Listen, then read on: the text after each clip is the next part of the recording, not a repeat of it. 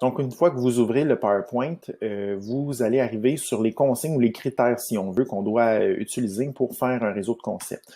Donc, les caractéristiques sont là. Donc, première chose qu'il faut avoir, c'est un titre. Donc, évidemment, un réseau de concepts, ça prend un titre, puis ça prend des concepts, le but d'un réseau de concepts, qu'on va relier entre eux.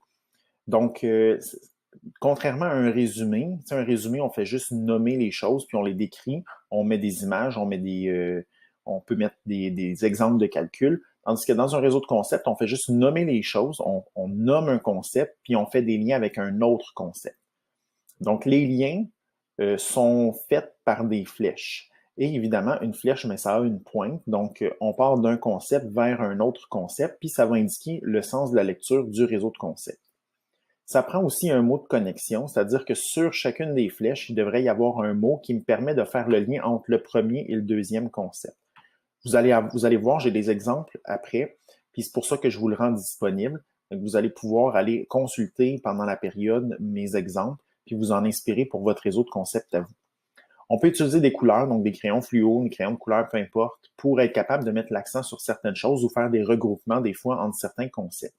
Puis on peut aussi ajouter des illustrations, donc des fois à la main, ou sinon, parce que je vais permettre de le faire à l'ordinateur, puis de l'imprimer, puis de me le remettre imprimé. Donc, c'est vous qui décidez selon ce que vous êtes à l'aise, soit vous le faites à la main, ou soit vous le faites à l'ordinateur. Donc, les atomes et les éléments, c'était le sujet du chapitre 1. Vous avez fait un examen là-dessus, vous avez fait une étude écrite là-dessus. Mais on aurait pu faire un réseau de concepts, et là, ben, je vous montre celui que j'ai fait. Donc, encore là, j'ai utilisé des couleurs différentes, mais les couleurs, c'est vraiment pas l'aspect le plus important. L'aspect le plus important, c'est de traiter du maximum de sujets, le maximum de concepts. Donc, le tableau périodique, moi, je suis parti avec ça, puis j'ai expliqué tout mon chapitre 1 en lien avec le tableau périodique.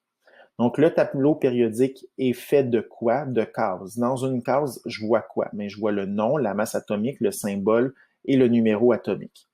Le numéro atomique me donne quoi comme information? Mais il me donne le nom, le nombre d'électrons et de protons. Bon, ben là, je ne peux plus descendre plus bas, là, mes flèches arrêtent là. Donc là, il faut que je remonte en haut et que je reparte au tableau périodique. Le tableau périodique classe quoi? Les éléments en ordre croissant de masse atomique. Et là, ben, je ne lirai pas tout au complet, je vais vous le laisser regarder, mais je parlais de tout, là. Tout ce que je voulais voir dans le chapitre 1 est là. Donc, le but, c'est de faire la même chose avec le chapitre 2. Donc, vous allez pouvoir donner un titre au chapitre 2. Si vous n'avez pas d'imagination, vous pouvez reprendre celui des notes de cours, vous pouvez reprendre celui dans Observatoire. Donc, allez vérifier ça dans Observatoire. Le titre du chapitre 2, c'est les molécules et les solutions. Et là, vous reprenez les 4 grands thèmes. Donc là, je vais vous les nommer pour les répéter. Il y avait les ions, la concentration, il y avait les électrolytes et le pH. C'était les quatre grands thèmes. C'est sûr que dans ces 4 grands thèmes-là, ben, il y a des sous-thèmes. Sûr de comment je vais faire pour évaluer ça, mais je vais regarder est-ce que vous avez mis le maximum d'informations dans votre réseau de concepts. Donc ça, c'est une chose. Donc le maximum de concepts, est-ce que c'est bien détaillé? Est-ce que c'est bien documenté? Est-ce que je vois l'ensemble des sujets dans le réseau de concepts que vous allez faire? Ça, c'est un des critères de correction. Ensuite, il va avoir les liens, la qualité des liens que vous faites. Est-ce que chaque fois que vous faites une flèche, vous avez mis un mot de connexion? Et est-ce qu'il y a vraiment un lien entre les flèches? Autre chose aussi, est-ce que, oui, il y a un lien, est-ce que le lien est pertinent? Donc ça, c'est une autre chose. Est-ce qu'il y aurait pu avoir un lien qui manque? Hein, des fois, moi, en lisant, là, en regardant vos réseaux de concepts, je vais peut-être avoir un lien qui manque, puis je vais vous faire une petite note par rapport à ça. En fait, ça ressemble pas mal à ça. Donc, la qualité de votre réseau va être décrite par la qualité des liens que vous allez faire.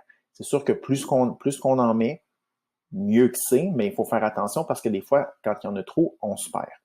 Donc là-dessus, je vous laisse réfléchir. Puis vous me rapportez ça, votre réseau de concepts. Ça peut être fait sur une feuille blanche, une petite, une grosse. Ça me dérange pas. Ça peut être fait à l'ordinateur puis vous l'imprimez. Mais c'est bien important de me l'apporter vendredi à l'examen. Sinon, je vais vous enlever des points de retard sur ce travail-là et ça va compter dans votre note de projet sciences. Donc, j'espère avoir été assez clair. Je pense que j'ai parlé suffisamment longtemps. Maintenant, je vous laisse travailler. Puis, on se revoit vendredi pour l'examen. OK, j'aimerais vous faire une petite suggestion pour débuter votre réseau de concepts En fait, on pourrait le débuter ensemble. Donc, je pourrais vous montrer comment moi je partirais ça. Puis après ça, bien, vous pourriez continuer de votre côté. Donc, première chose que moi je ferais, je me sortirais une liste de tous les concepts, tous les mots importants qui sont reliés à la matière du chapitre 2. Donc là, ce que je vous suggère de faire avant de commencer à représenter chacun des concepts, c'est de vous faire une liste, une sous-liste si on veut, déjà faire comme un pré-réseau si on veut, en sortant les sous-thèmes. Donc dans les ions, on a vu les ions positifs, puis on a vu les ions négatifs. Donc positif, négatif. C'est quoi la différence entre les deux? Bien, on a parlé du changement de nombre d'électrons. Donc là, ici, on pourrait faire un lien avec les protons et les électrons. Vous continuez comme ça pour chacun des thèmes. Donc pour les concentrations, on a vu des concentrations en pourcentage, on a vu des concentrations en ppm, on a vu des concentrations en grammes par litre. Et en sortant comme ça toutes les idées, tous les mots importants, vous allez être en mesure de ne pas oublier de sujets ou de mots-clés dans les grands thèmes, dans les 4 grands thèmes que j'ai sortis là. Donc là, ce que j'aimerais faire avec vous, c'est de commencer avec les électrolytes. Donc les électrolytes, c'est un grand thème qu'on a vu dans le chapitre 2. Donc je le pars comme ça, je me mets une bulle avec le mot électrolyte dedans. Donc électrolyte, pour moi, là, première chose que ça me dit, c'est qu'il y a 3 types d'électrolytes. Donc là, je me suis fait comme une espèce de flèche à 3 pointes. Puis je vais venir m'écrire ici 3 types. Donc, il y a 3 types possibles d'électrolytes. Le premier type, ce sont les acides. Le deuxième type, les bases.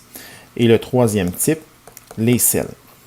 Donc là, j'ai fait ça pas mal collé, mais toi, tu peux prendre un peu plus d'espace là, sur votre feuille et distancier chacun de ces bulles-là. Là, parce qu'ici, en fait, c'est d'autres bulles, c'est d'autres concepts.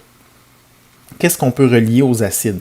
On a vu plusieurs caractéristiques des acides. Qu'est-ce qu'on a vu par rapport aux bases? Plusieurs caractéristiques des bases. Donc, on sera en mesure de parler, par exemple, de leur goût, de leur réaction, par exemple, aux métaux, aux graisses. On pourrait parler de la réaction au tournesol aussi. On pourrait parler de leur composition chimique. Donc, les acides, on voit souvent un H+, libère les ions H+, les bases libèrent des ions OH-.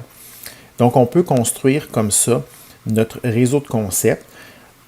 Et pour ne pas oublier, je vous suggère de vous faire une liste avant.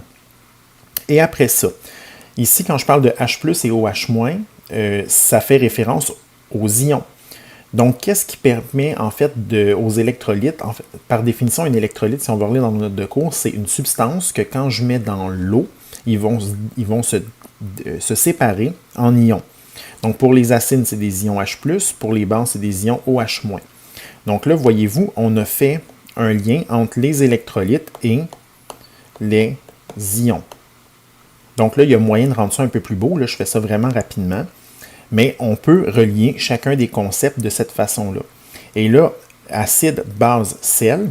Donc là, je vais faire un gros barbeau, mais je vais le faire d'une autre couleur là, pour que ça puisse mieux sortir. Acide, base et sel, je suis capable de faire un lien avec le pH, parce qu'on sait que les acides ont un certain pH, les bases ont un certain pH, et les sels, c'est neutre. Donc associé à un certain pH. Et là, une fois que le lien est fait, on peut partir puis dire qu'est-ce qui se passe si je fais un bond sur l'échelle de pH, si je fais un bond vers l'avant ou un bond vers l'arrière. Donc, c'est fois 10 ou divisé par 10. Donc, c'est toujours un facteur de 10. 10 fois plus acide, 10 fois plus basique. Donc là, comme ça, on peut bâtir notre réseau de concepts. Donc, je m'arrête là. Je vous laisse continuer. Si jamais vous avez des questions, vous n'hésitez pas. Puis, je vous rappelle que votre réseau de concepts, il est à remettre la journée de l'examen. Donc, je vais le ramasser, puis je vais faire compter ça dans la partie projet sciences. Donc, là-dessus, je vous souhaite un bon travail.